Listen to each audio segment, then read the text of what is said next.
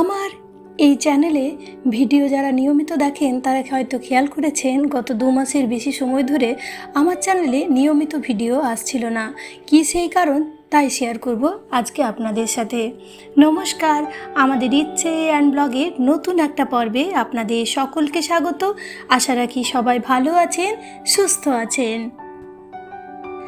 রাত্রেবেলায় এক বাটি মুগ ডাল ভিজিয়ে রেখেছিলাম। সেই মুগ ডালটা জল ঝরিয়ে তার মধ্যে দিচ্ছি অল্প একটু আদা, রসুন, কাঁচা লঙ্কা আর মিডিয়াম কাপের 1 কাপ টক দই।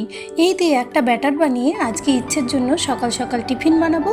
আর আমাদের সকলের ব্রেকফাস্টেও থাকবে আজকে এই রেসিপি। এই রেসিপিটি বানানো ভীষণ সহজ, যেহেতু আমার কাছে সময় নেই তাই হাত দিয়ে অল্প একটু মুথে নিলাম। তাহলে কি হবে, ফার্মেন্টেশনটা একটুও হবে। পরে যখন দুপুরে আমরা নিজেদের জন্য বানাবো তখন আপনাদের দেখাবো এটা কতটা ফুলে যাবে। আর নিজের পছন্দ মতন যে কোনো সবজি এর মধ্যে আমি দিচ্ছি। আজকে দিচ্ছি আমার বাড়িতে যা যা ছিল, মাশরুম, ক্যাপসিকাম, টমেটো, পেঁয়াজ, এইসব। আপনারা চাইলে এর সাথে কর্ন, ফুলকপি, আপনাদের পছন্দ মতন যে কোনো কিছু অ্যাড করতে পারেন, সাথে পনিরও দিতে পারেন। আর ইচ্ছে যেহেতু স্কুল যাবে তাই ওর জন্য বানাচ্ছি অল্প একটু করে ছাতুর শরবত। এটা খেয়ে গেলে অনেকক্ষণ পেটটাও ঠান্ডা থাকবে আর পেটটা ভরেও থাকবে। সকাল সকাল ফ্যান ভাত না দিয়ে মাঝে মধ্যে আমি এরকমভাবে ছাতুর শরবতও ওকে দিই। সেটা বানিয়ে ওকে দিয়ে তারপর রেসিপিটা বানাবো। ওটা আর কিছুই না, আমাদের চাও করে নিলাম আর এদিকে ব্যাটারটার মধ্যে অল্প একটু নুন দিয়ে এখন অল্প একটু ব্যাটারটা ঘেটে নিয়ে আর এবার চলে যাব অল্প একটু বাটার গরম করে তারপর এর মধ্যে ব্যাটারটা দেবো। আর উপর থেকে যে ভেজিটেবলগুলো দিয়েছি সেই ভেজিটেবল, অল্প একটু অরিগানো, অল্প একটু চিলি ফ্লেক্স দিয়ে এটাকে ঢেকে রাখবো মোটামুটি 5 মিনিটের মতো কম আছে। তারপর আঁচটাকে বন্ধ করে আরও 5 মিনিট রেখে দেবো। তাহলে রেডি হয়ে যাবে একদম বাড়িতে বানানো দুর্দান্ত একটা রেসিপি, যেটা একেবারেই প্রোটিন সমৃদ্ধ, তার সাথে প্রচণ্ড ভেজিটেবল আছে। মানে আপনি সমস্ত কিছু গুণাগুণ একটা জিনিসের মধ্যে পেয়ে যাবেন। যারা ওয়েট লস জার্নিতে আছেন তারাও এটা খেতে পারেন। ভীষণ হেলদি এই রেসিপিটি। এইবার আপনাদের সাথে শেয়ার করব যে আমি কেন গত 2 মাস ধরে আপনাদের সাথে ভিডিও নিয়মিত শেয়ার করতে পারছিলাম না। সেটার কারণ হচ্ছে আমার শ্বশুরমশাই এসেছিলেন আমার কাছে, আপনারা জানেনই তো। ওনার একটা অদ্ভুত ধরনের শরীর খারাপ হচ্ছিল। উনি রোজ সকালে উঠে বলেন যে আমার বুক ধড়ফড় করছে, মাথা ঘুরছে, ঘুমোতে পারছি না আমি। অথচ সকালে যখন এই রুমে আমি যেহেতু সকালে উঠে প্রথমেই পুজো করি, সে পুজো করতে আসছি, তখন দেখছি প্রতিদিনই উনি ঘুমোচ্ছেন। আমি বুঝতে পারছি না ওনার ঘুম হচ্ছে না। প্রথম তো খুবই ভয় পেয়ে গেছিলাম। তারপর ডাক্তারের কাছে গেলাম, ডাক্তার নানা রকম টেস্ট করলেন। পৃথিবীর যত রকম টেস্ট আছে মনে হয় সমস্ত রকম টেস্ট কমপ্লিট হলো এই 2 মাস ধরে। চলুন টিফিন টাইপের প্যাক করে দিই। এটার মধ্যে অল্প একটু করে দিয়েছি আমি পিৎজা সস, আপনারা চাইলে টমেটো সসও দিতে পারেন কিন্তু। তারপর আপনাদের বাকি গল্প নিশ্চয়ই শেয়ার করব। চলুন টিফিনটা প্যাক করে দিই, তাহলে ওরাও বেরিয়ে পড়তে পারবে আর বেশি দেরি করা যাবে না। তারপর অন্যান্য কাজ তো রয়েইছে।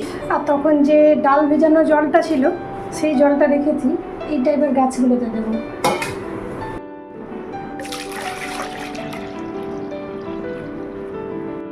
বরবটি গাছটাতে যেহেতু ফুল এসছে, দেখুন আপনারা উপরে দেখতে পাবেন। এই বরবটি গাছটাতে আমি আজকে ওই ডালের যে ডাল ভেজানো জলটা আছে সেটা দেব। কি সকালে রোদ উঠেছে দেখুন একবার, কি অবস্থা গরমে সারাদিনে কি অবস্থা বুঝতে পারছি না। এখন আমার রান্না হয়নি, চলুন গাছগুলোতে জল দিয়ে তারপর রান্না এবার বসাবো। প্রতিদিনই এক এক ধরনের টেস্ট হচ্ছে, এক এক ধরনের রেজাল্ট আসছে, সব কিছুই নেগেটিভ। ভীষণ ভয় লাগছিল। লাস্টে তো একটা স্লিপিং টেস্টও হলো। গোটা রাত ধরে সমস্ত কিছু মেকানিক্স রেডি করে দিয়ে গেল একজন, যত রকমের যন্ত্রপাতি ওনার শরীরে থাকলো, এবং তারপর সেই যে স্লিপিং টেস্টের রিপোর্ট সেটাও কিন্তু নর্মালি এলো।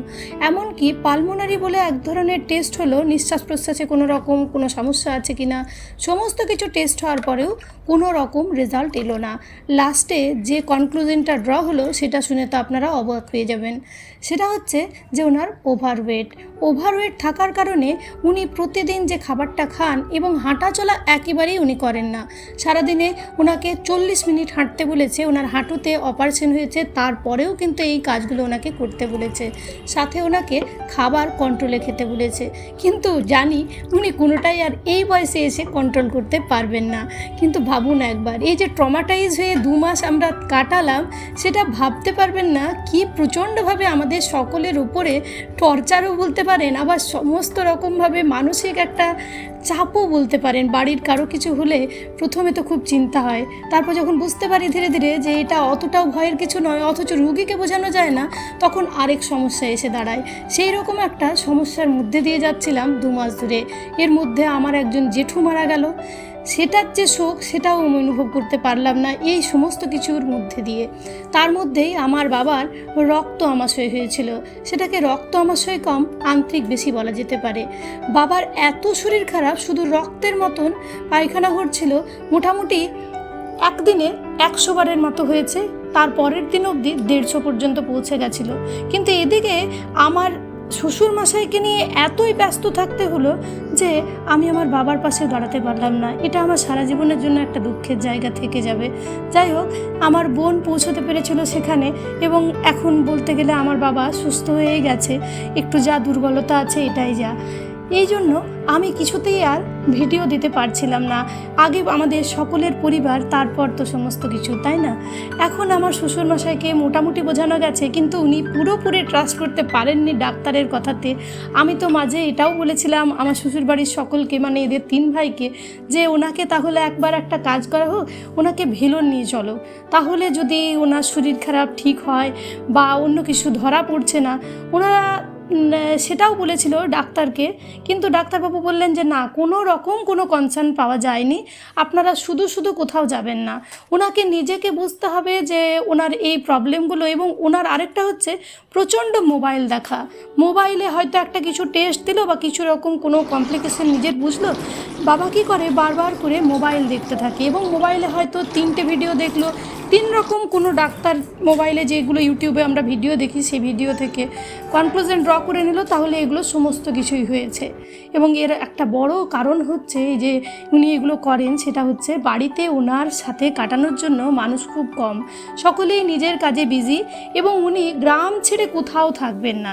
বারবার করে বলা হচ্ছে আমাদের কাছে এখানে এসে থাকতে, বা আমার অন্য যে আমার হাজব্যান্ডের 2 ভাই আছে তাদের কাছে থাকতে, কিন্তু ওনার ওই যে খোলামেলা পরিবেশে থাকা অভ্যেস হয়ে গেছে, উনি আর এই বয়সে এসে কিছুতেই সেটাকে অ্যাডজাস্ট করতে পারছেন না এই ফ্ল্যাটের জীবনে। তাই আমার শাশুড়ি মাও নেই, সেই যে একাকিত্ব, এটাতে ওনার রোগের প্রকোপটা আরও বেশি করে বৃদ্ধি করছে। জানি না এর শেষ কথা কোথায়, আর কতদিনে এই প্রবলেম থেকে মুক্তি পাওয়া যাবে। ধীরে ধীরে তো ওনারও বয়স বাড়বে, এবং শারীরিক অক্ষমতাও বাড়বে, মনেরও অক্ষমতা বাড়বে। বুঝতে পারছি না এর সলিউশন কোথায় হবে। আপনাদের মধ্যে কারো যদি কোনো কিছু সলিউশন জানা থাকে, বা আপনাদের মধ্যে কেউ এরকম ট্রাবল ফেস করেছেন, অবশ্যই জানাবেন, তাহলে আমরা অনেকটা উপকৃত হব। বাড়ির কারো কিছু হলে দেখবেন মনটা ভীষণ খারাপ থাকে। তাই আমরাও ভীষণভাবে, সত্যি কথা বলতে একেবারে অবাক হয়ে গেছি, আর ভাবতে পারছি না যে এটার কী সলিউশন করা যায়। তাই অনেকটা দিন অনিয়মিত ভিডিও দিলাম। এইবার ওনাকে এখন গ্রামে দিয়ে এসছি। এই ভিডিওগুলো এখন যে আমি শেয়ার করছি, সেগুলো মোটামুটি 1 মাসের আগের ভিডিও, সেইগুলোই আপনাদের সাথে শেয়ার করছি। চলুন, রান্নাবান্না হয়ে গেছে, এবার খাবার খেয়ে ইচ্ছে আনতে যাব।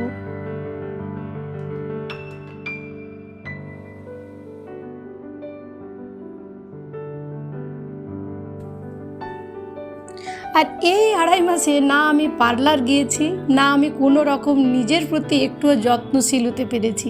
জানি সকলেই বলবেন কিভাবে এরকমভাবে থাকা যায়, কিন্তু এই যেমন শ্বশুরমশাইকে না সব সময় একটা বাচ্চার মতো টেকেল করতে হচ্ছিল, হয় আমাকে না হলে ওর বাবাকে, দুজনের মধ্যে কাউকে একটা বাড়িতে থাকতে হচ্ছে, ওনাকে টেক কেয়ার করতে হচ্ছে, ওনাকে বোঝাতে হচ্ছে, কখনো কখনো আবার বকাঝকাও দিতে হচ্ছে যে তোমার কিছু হয়নি, কিছু হবে না, আমরা সকলে আছি।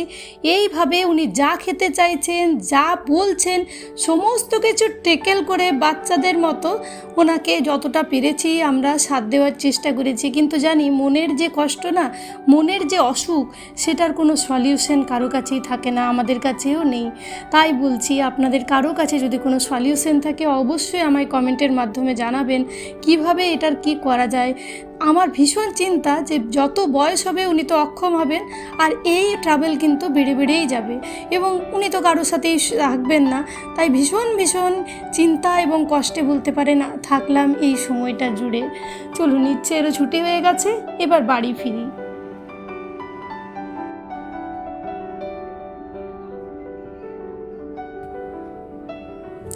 আর দ্বিতীয় নম্বর, ওনার যে ওভার ওয়েট সেটাও আমাদের কাছে বড় একটা কনসার্ন। উনি কিছুতেই হাঁটবেনও না এবং খাওয়া দাওয়ার প্রতিও ওনার কোনো রকম কন্ট্রোল নেই। সেই জন্যও বলতে পারেন ভিডিও দেওয়াটা অনিয়মিত। আমার তো কিচেনেই অর্ধেক সময় কেটে যাচ্ছিল এই কয়েকটা দিন বা মাস বলতে পারেন। দেখুন, ওই যে বলেছিলাম সকালে ফার্মেন্টেশন হয়ে কতটা ফুলবে আপনাদের দেখাবো, তখন বাবার আর ইচ্ছের জন্য বানানো হয়েছিল, কিন্তু আমার আর দীপের জন্য বানানো হয়নি। সেটাই ঢাকা দেওয়া ছিল, সেটাই বসিয়ে দিয়েছিলাম। আমার আর দীপের জন্য এই দুটোই বানালাম। এগুলো আমরা এখন দুপুরবেলা খেয়ে নেব। আর এটা একটাই যথেষ্ট একজন মানুষের পেট ভরানোর জন্য, কিন্তু তবুও আমার শ্বশুরমশাইয়ের জন্য সকালবেলায় দুটোই বানিয়েছিলাম। বলছি না, ওনার খাওয়া দাওয়ার প্রতি কন্ট্রোলটা ভীষণ কম। কী যে করবো জানি না। আজকের ব্লগটা এই অবধিই তাহলে থাকলো। আশা রাখছি আপনাদের ব্লগটা ভালো লেগেছে। যদি ভালো লেগেছে প্লিজ লাইক, শেয়ার, সাবস্ক্রাইব করে সাথেই থাকবেন। অন্য একটা ব্লগে দেখা হবে খুব তাড়াতাড়ি। ধন্যবাদ ভিডিওটা দেখার জন্য। ভালো থাকবেন সবাই।